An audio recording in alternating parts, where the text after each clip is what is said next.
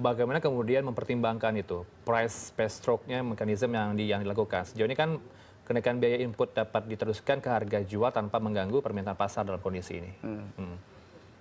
Iya, mau nggak mau kalau biaya inputnya naik, automatically pasti akan ada penyesuaian ya. Oke. Baik di barang dan jasa kan mau nggak mau akan gitu. Makanya kan kita juga melihat daripada respon dari pemerintah, kami lihat juga sudah cukup memberikan ketenangan ya. Ini kan menuju Idul Fitri ya, artinya hal-hal yang masih bisa digaranti oleh government tetap memberikan penjelasan bahwa harga bahan bakar, Pak Bahlil tadi sudah menyampaikan tidak akan ada kenaikan ya sampai dengan akhir triwulan ini. Jadi mudah-mudahan ya kita sambil melihat perkembangan, mudah-mudahan ada deeskalasi ya, konflik sehingga ya tadi resiko dan lain sebagainya masih bisa berkurang. Tapi kalau ini memang berjalan cukup lama, ya ini yang perlu memang ya kita duduk bersama ya.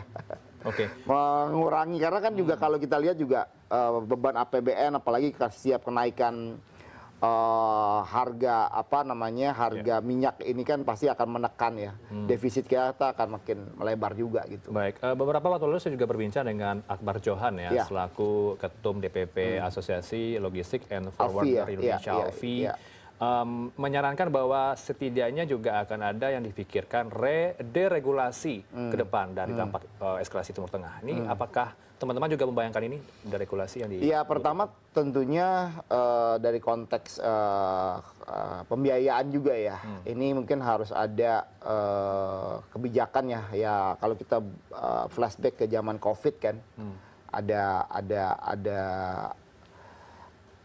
ada insentif yang bisa diberikan oleh pemerintah juga, ya diidentifikasi mungkin industri-industri yang terkena dampak secara langsung, ketika memang ada beban-beban pembiayaan yang harus ditanggung, ini gimana ada stimulus yang bisa membantu ya, seperti itu.